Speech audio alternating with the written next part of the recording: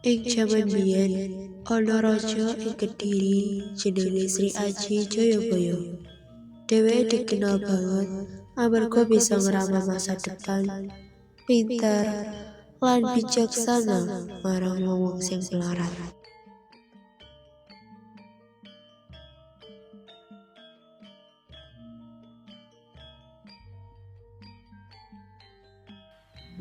Sakdina Jayabaya mlaku-mlaku ing pasar kanggo nyawang rakyate.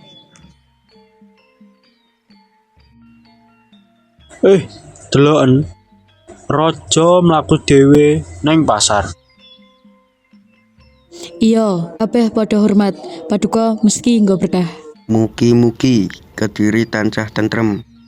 Rakyat padha nggumun ana sing nyapa kanthi hormat.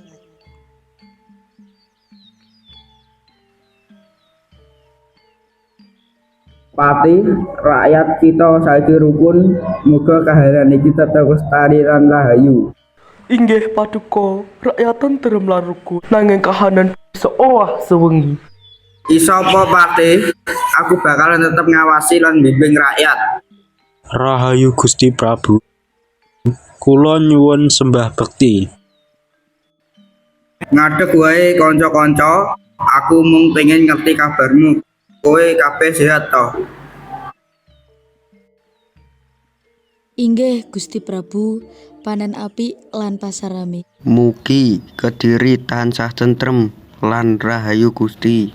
Alhamdulillah, nanging elinga kabeh gumantung marang usaha lan kerja sama. Aku bakal nulungi, nanging kowe uga kudu temen. Paduka mesti ngerti kebutuhane rakyat. Rakyatku kudu rukun, aja padha adu argumen tanpa sebab. Sepi ing pamrih, rame ing gawe. Paduka, kawula sowan matur. Mugi kabeh priksa lan perencanaan punika saged paring tentrem dhateng rakyat. Elinga Patih, tugasmu nuntun rakyat supaya padha ngugemi kebajikan. Ora mung paring dawuh, nanging tulung tumindak.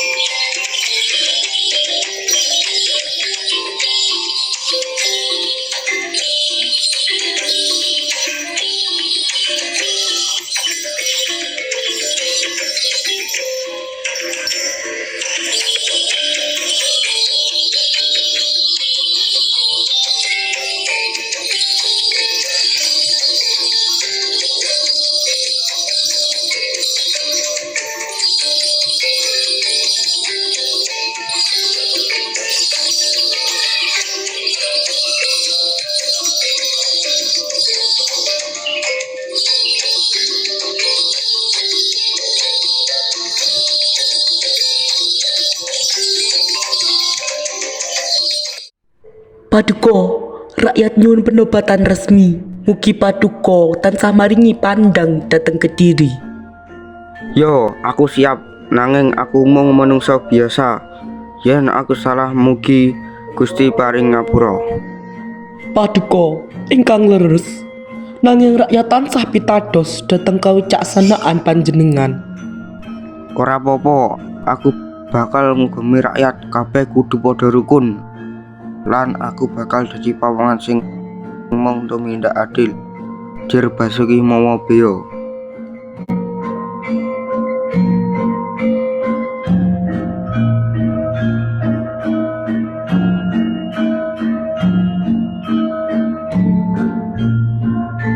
Jagat iki kinarya titipan, sing jumeneng kudu bisa ngayomi. Ngabdi marang rakyat iku utama, dudu mung kanggo kamulyan pribadi.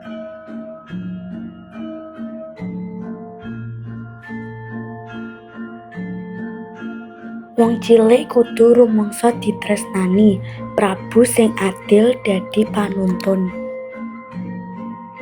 Becik ketiti ala ketara Prabu adil bakal ngluhurake negara.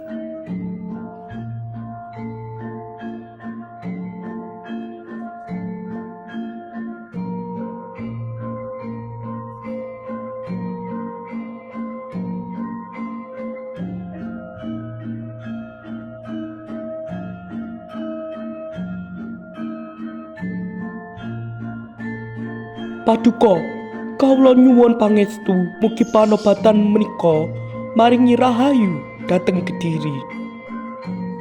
Rakyatku kabeh, wiwit dina iki aku dadi prabumu.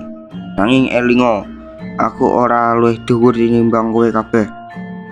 Aku mung dadi pawongan sing kepilih kanggo ngayomi. Sing sapa nandur bakal ngunduh, sing sabar bakal mulya, sing adil bakal langgeng.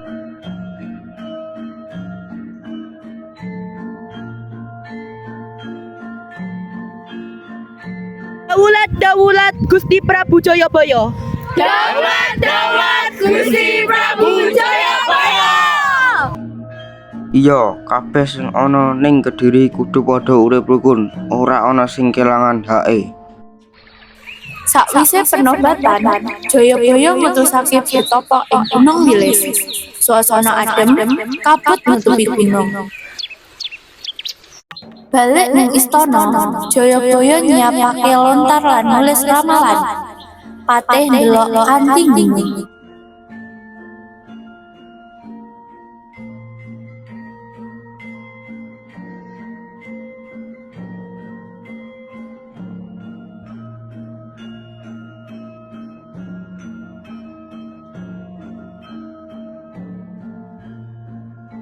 Paduka, menawi rakyat maca ramalan punika mangke saged kuwatir. Luwih becik padha ngerti tinimbang ora ngerti. Kabeh kudu siap ngadepi kahanan. Sakwise sawetara wektu, pratandha ramalan mulai katon.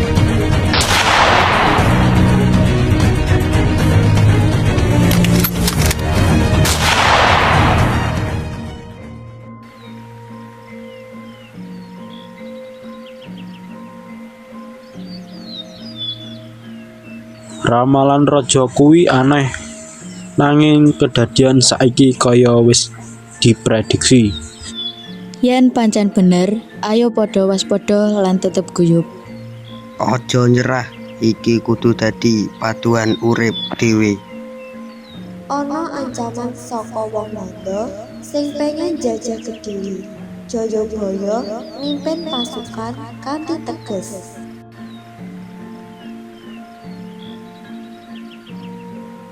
Ramalan raja kaya dadi nyata. Yen pancen bener, ayo padha guyub lan ngati-ngati. Aja nyerah, iki kudu dadi paduan, dudu medeni. Bener, sepi ing pamrih, rame ing gawe. Tetep rukun kerja bareng lan aja padha ngemis padang saka aku.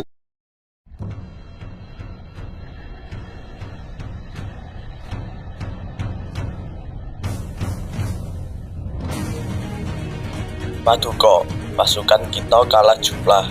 Tetep maju, alam bakal ngewangi kita. Nggih Paduka, kita bakal tetap maju.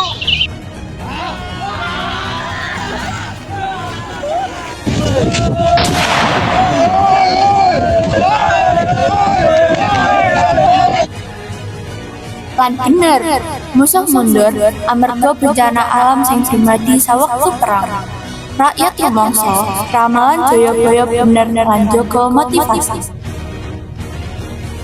Ramalane raja pancen bener. Wiwit saiki kita kudu ngati-ngati.